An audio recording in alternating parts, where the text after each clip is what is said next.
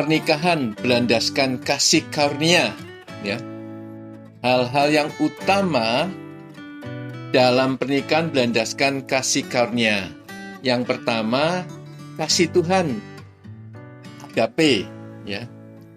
Pernikahan disatukan oleh kasih Tuhan Yesus Kristus saat kita diberkati dalam pernikahan di dalam Kristus. Setiap pasangan yang menikah perlu menyadari sangat dikasih oleh Tuhan Yesus Kristus dan sudah menerima kasih, yaitu kasih agape saat percaya kepada Tuhan Yesus Kristus, ya. Roma 5 ayat 5 berkata, dan pengharapan tidak akan membuat kita malu, karena kasih Tuhan telah dicurahkan ke dalam hati kita melalui Roh Kudus yang dikaruniakan kepada kita. Setiap pribadi, baik suami atau istri, perlu menyadari bahwa dirinya sangat dikasihi oleh Tuhan Yesus Kristus dan sudah memiliki kasih agape pada saat percaya kepada Tuhan Yesus Kristus pada saat lahir baru. Dan kasih Tuhan yang agape itu, yang sudah dimiliki ini, setiap pribadi bisa mengasihi pasangannya dengan kasih Tuhan. Setiap pribadi, baik suami atau istri, sanggup hidup dalam kasih sama seperti Kristus telah mengasihi setiap kita. Efesus 5 ayat 2 berkata, hiduplah dalam kasih sama seperti Kristus telah mengasihi kita dan menyerahkan dirinya bagi kita sebagai suatu persembahan dan kurban yang harum kepada Tuhan. Setiap pribadi yang menikah ini perlu menyadari bahwa dirinya sudah utuh dan diterima sepenuhnya oleh Tuhan Yesus. Pernikahan merupakan penyatuan laki-laki yang utuh di dalam Kristus dengan wanita yang utuh di dalam Kristus. Bukan laki-laki yang setengah utuh dengan wanita yang setengah utuh. Ya. Itulah perlunya kesadaran bahwa Tuhan Yesus Kristus sudah menerima apa adanya setiap pribadi yang menikah dan sudah menjadikan utuh di dalam Dia. Kolose 2 ayat 10 berkata, kamu telah dipenuhi oleh Dia yang adalah kepala dari segala penguasa dan kuasa. Kamu telah dipenuhi. Bahasa Yunaninya dipenuhi itu plero. Plero itu artinya lengkap, penuh, sempurna, utuh, komplit. Kolose 2 ayat 10 bisa dikatakan seperti ini. Kamu telah lengkap, kamu telah komplit, kamu telah utuh oleh Dia yang adalah kepala dari segala penguasa dan kuasa. Di dalam kasih Tuhan ada penerimaan dan keutuhan, sehingga setiap pasangan bisa menerima pasangannya, baik kelebihan maupun kekurangannya. Pesan khusus untuk para suami mengenai kasih Tuhan di Efesus 5 ayat 25 ya. Para suami, kasihilah istrimu masing-masing sebagaimana Kristus mengasihi gereja dan telah menyerahkan dirinya untuk itu. Nah, kebutuhan istri yang utama adalah dikasihi oleh suami. Dikasih ini termasuk disayangi, diberi perhatian.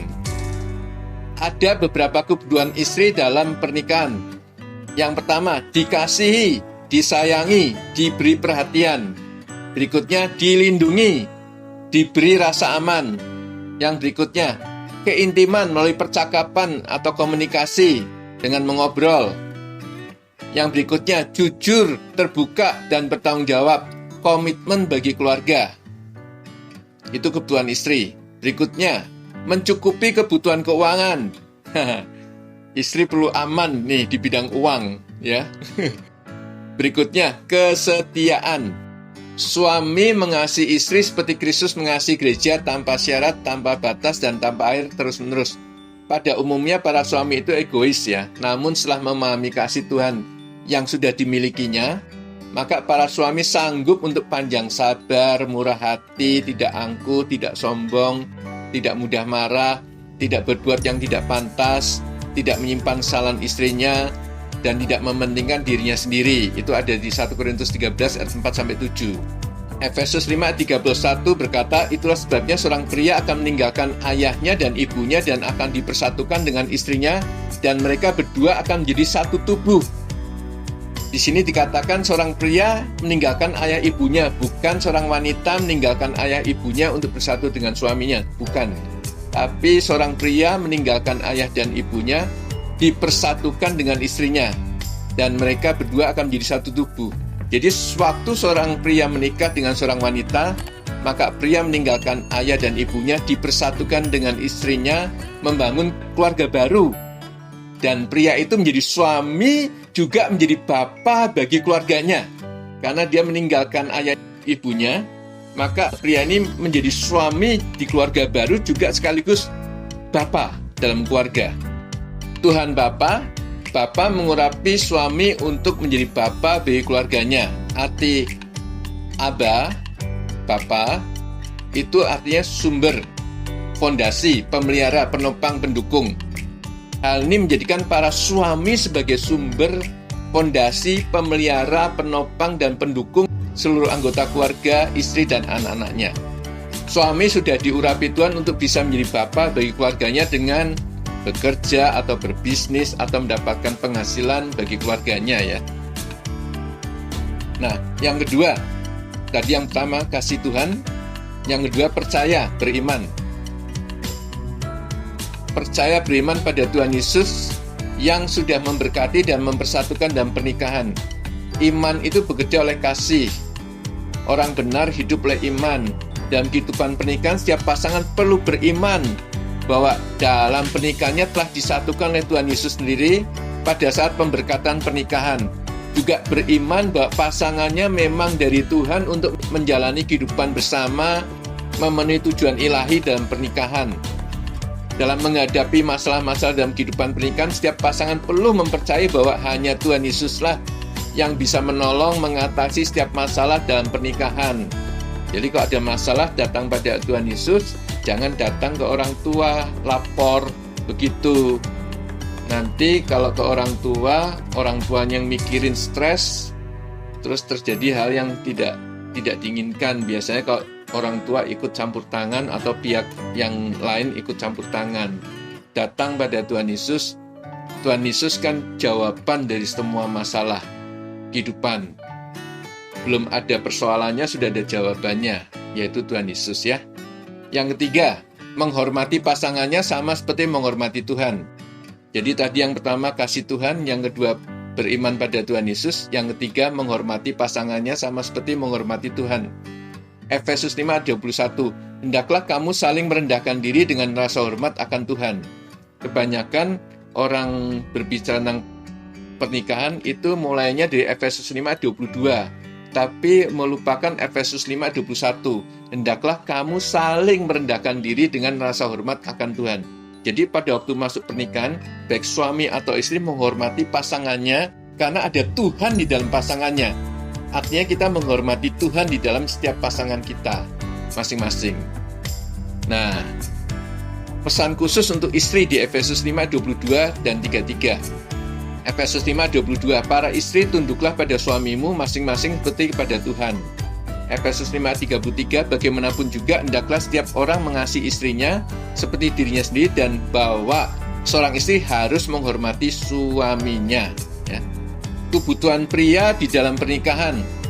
Yang pertama, dihormati, dikagumi. Ini yang utama. Para wanita, para istri, penting sekali. Kebutuhan pria yang utama itu dihormati, dikagumi, bukan dikasihi, bukan diberikan bunga, bukan.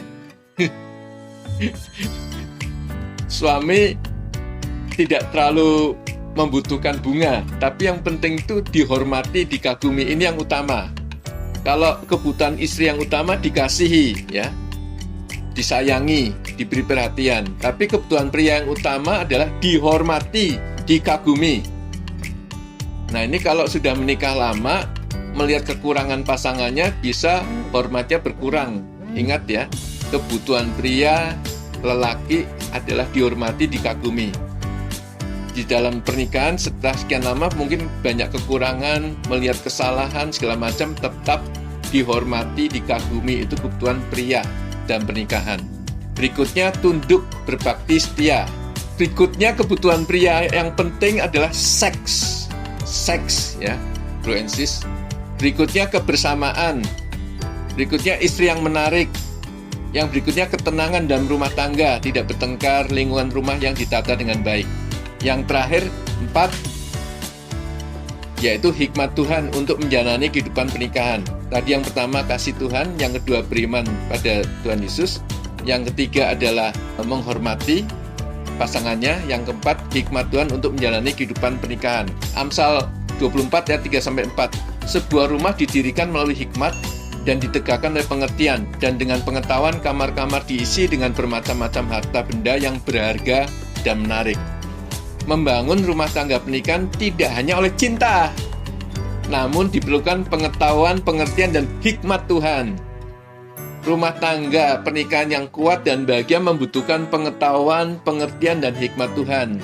Setiap pasangan perlu menerima banyak pengetahuan atau informasi dari sumber yang tepat dalam membangun rumah tangga pernikahan yang kuat dan bahagia. Dari berbagai pengetahuan tentang pernikahan ini menimbulkan pengertian atau pemahaman. Tuhan juga memberikan hikmat-Nya untuk mewujudkan pengertian yang kita terima dalam kehidupan sehari-hari dalam pernikahan. Tuhan Yesus memberkati Bro NC semua.